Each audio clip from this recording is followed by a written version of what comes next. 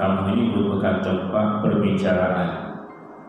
Nah, untuk dijatuhkan satu-satu keputusan sama ada bersalah ataupun tidak.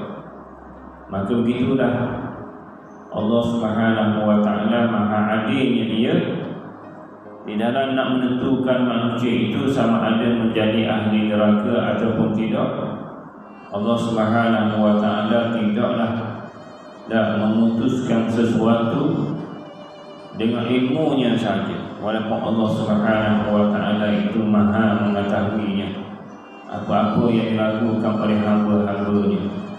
Maka di sana Allah Subhanahu wa taala jadi saksi-saksi. Jadi Allah Subhanahu wa taala menceritakan kepada kita bagaimanakah suasana yang berlaku di pada mahsyar nanti untuk diadili setiap manusia sama ada ke dalam neraka maupun ke dalam syurga.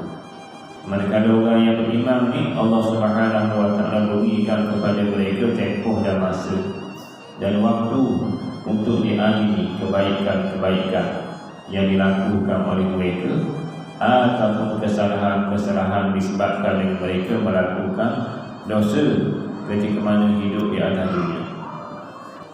Daripada Ali Ibn Hatim radhiyallahu anhu berkata bahawa Rasulullah sallallahu alaihi wasallam bersabda, tidak ada seorang jua pun di antara manusia ini kecuali pada hari kiamat nanti akan dipercakapi oleh Allah Subhanahu wa taala, dihadapkan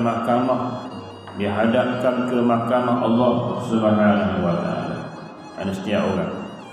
Maka pada waktu itu tidak ada orang lain yang sanggup menjadi juru bicara antara keduanya sebagai orang yang ketiga ataupun peguam.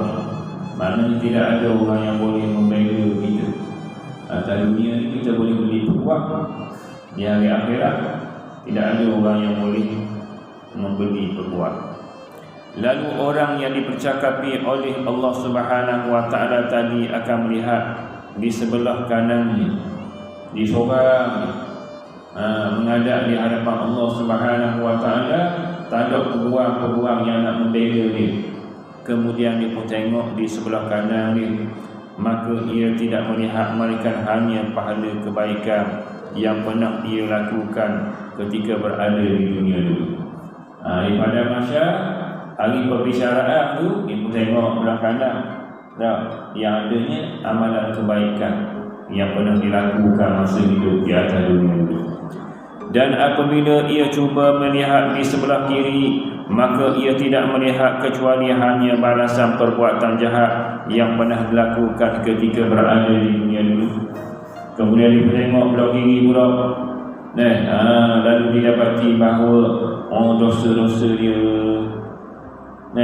yang masih dicatat dan masih dilihat. Kadang-kadang dia lupa lah benda yang dia buat tu, tetapi disebabkan dengan adanya dosa tadi yang belum lagi diampunkan oleh Allah Subhanahu wa taala, maka dia tengok kanan pahala, kiri dosa. Kemudian apabila ia melihat ke hadapan, maka ia tidak akan melihat kecuali hanya api neraka.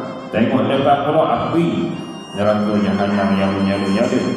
Maka tanamkanlah rasa takut terhadap api neraka. Kata Nabi, kalau kena takut api neraka di dunia ni, dan jauhilah seksaannya, walaupun kalau kamu hanya mampu bersedekah dengan sebelah buah kelapa saja. Hadis ini menceritakan kepada kita semua bagaimana suasana yang begitu dahsyat yang berlaku pada hari akhirat. Manusia berada di pada mahsyar. Tidak ada orang yang boleh membela kita melainkan amalan-amalan kita. Disebut oleh Nabi SAW yang boleh membela kita ialah sembahyang kita, dan ialah puasa kita, ialah bacaan Al-Quran yang kita baca tadi. Itu di antara orang yang boleh membela kita daripada kebaikan-kebaikan kita.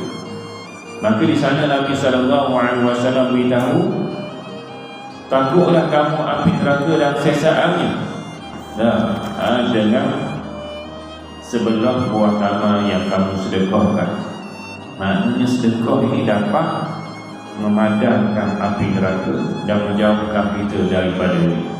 Jadi sebab itu ni, bila kita ada dosa banyak dengan Allah Subhanahu wa taala dan untuk menjauhkan kita daripada neraka, maka tepuhlah kesalahan dosa-dosa tadi dengan kita banyak bersedekah.